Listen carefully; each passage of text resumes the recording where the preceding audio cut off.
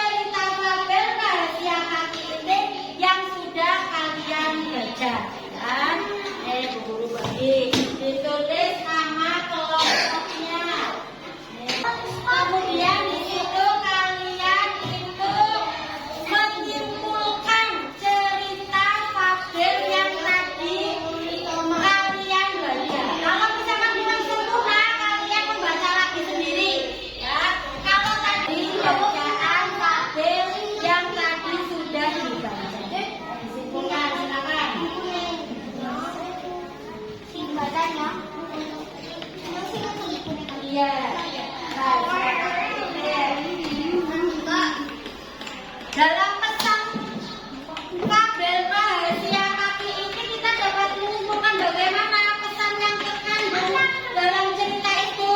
Kita tidak boleh minder. Kita harus apa? Minder kue gampangannya rendah, ya, rendah diri, ya, rendah diri, minder. Ini lalu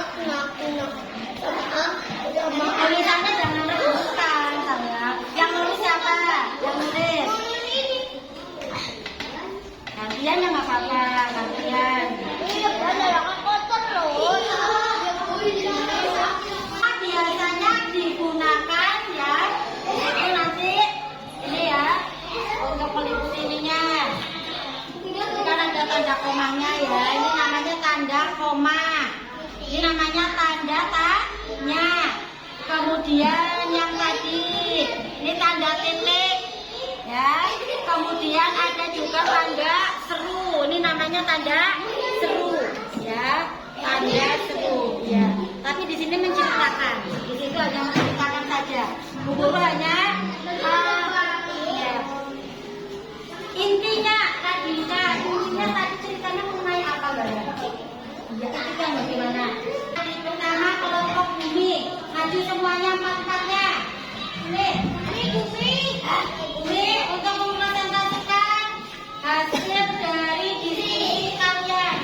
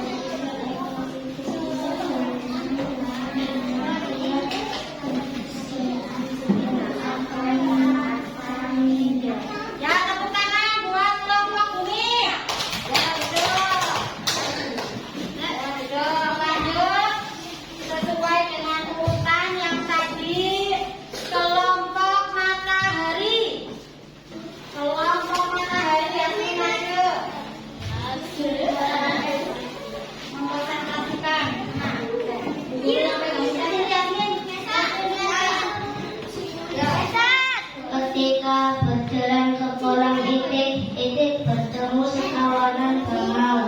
Itik si kaki pendek kasar, bangau mengejek si Itik. Lihatlah kaki kami yang rapi dan bersih.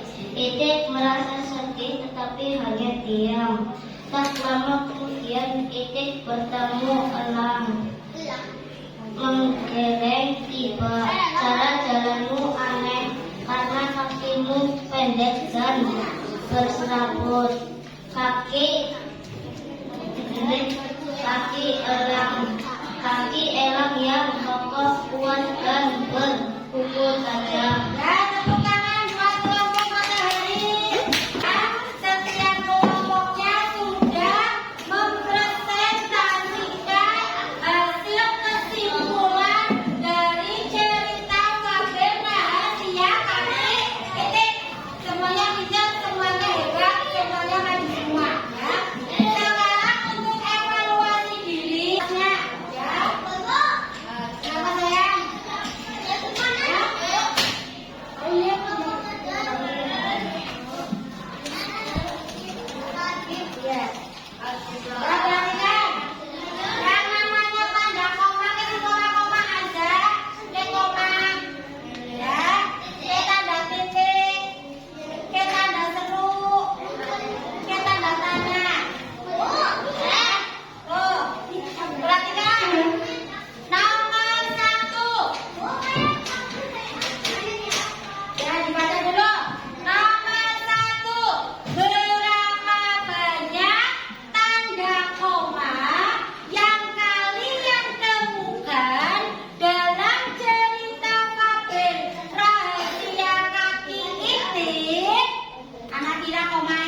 langsung.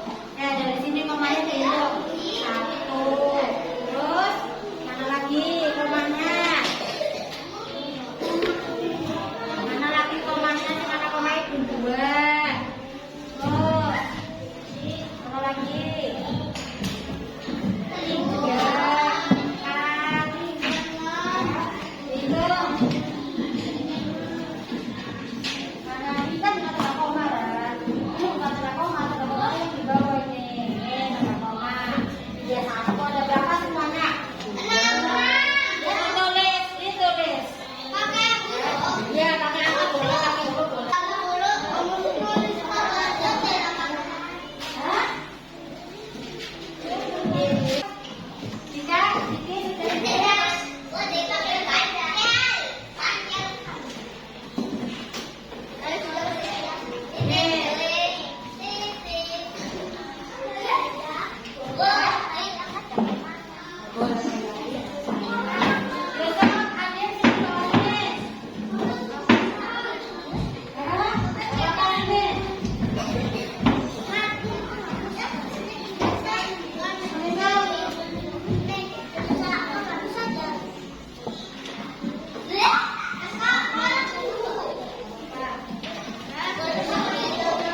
Masih pada hari ini berapa banyak tanda koma yang kalian temukan dalam alfabet rahasia kepiting? Tadi yang kalian hitung ada ya ada yang 6 ada yang 8 hitungnya semuanya adalah 8 yang itu ya. Tanda baca apa lagi yang kalian temukan selain tanda koma? Tanda titik, tanda tanya, tanda seru. Coba berikan contoh kalimat yang ada tanda komanya ini bervariasi. Ya, yang penting ada tanda komanya. Ya, cukup untuk pembelajaran hari ini. Ada yang mau ditanyakan? Nanti dulu. Ada yang mau ditanyakan? Bagaimana pembelajaran hari ini? Senang? Kalian sudah bisa menciptakan pabrik? Sudah bisa, ya. Diharapkan nanti untuk ke depan kalian sudah mengenal yang namanya juga dengan tanda bareng-bareng. Tepuk jari 1, tepuk jari 2, tepuk jari 3, tepuk jari 4, tepuk jari 5.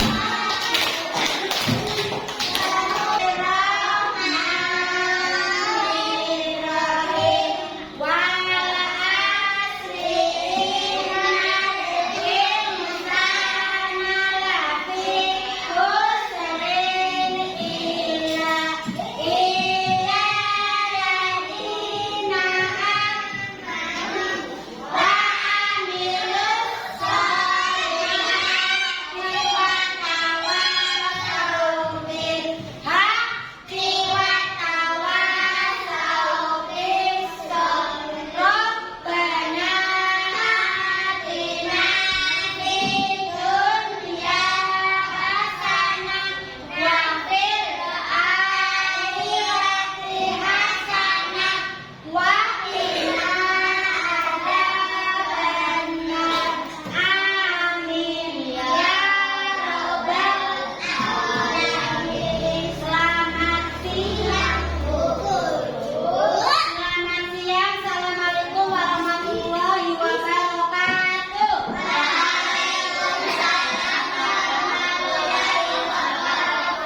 Assalamualaikum Bu Rini.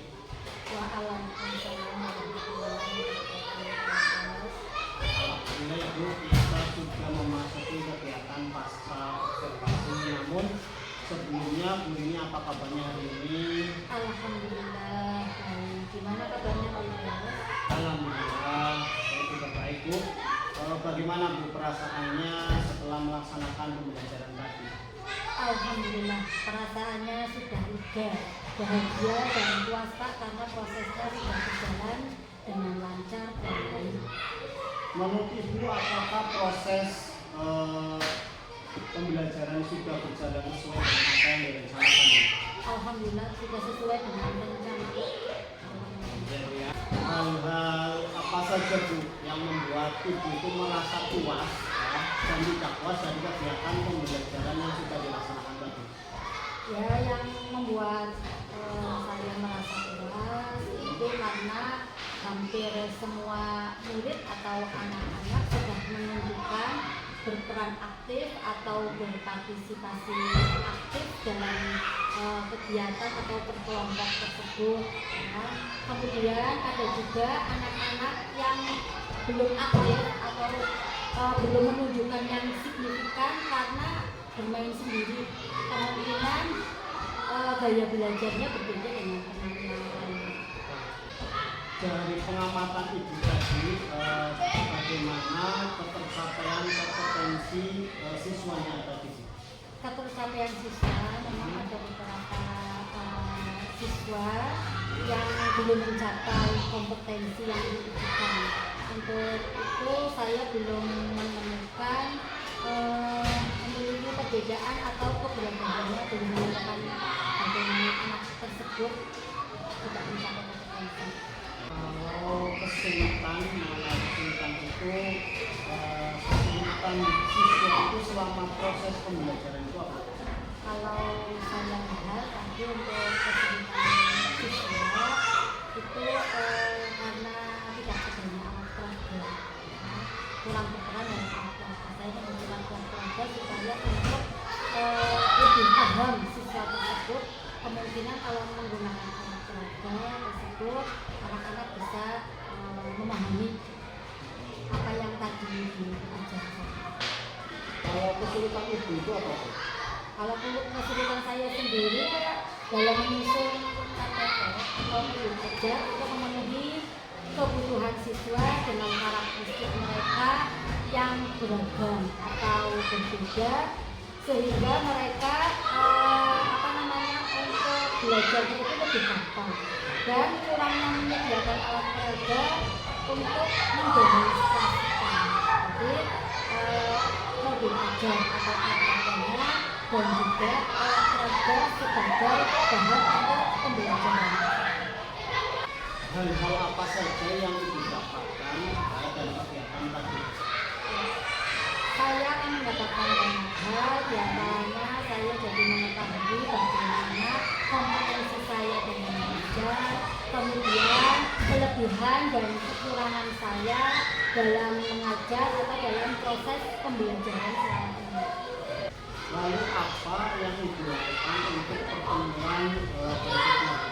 Ya, mungkin saya akan mempersiapkan diri tadi dan belajar lagi tentang bagaimana untuk menerapkan RPP, khususnya RPP yang memenuhi kebutuhan siswa. Itu kalau sekarang disebut dengan RPP atau model ajar kebutuhan siswa.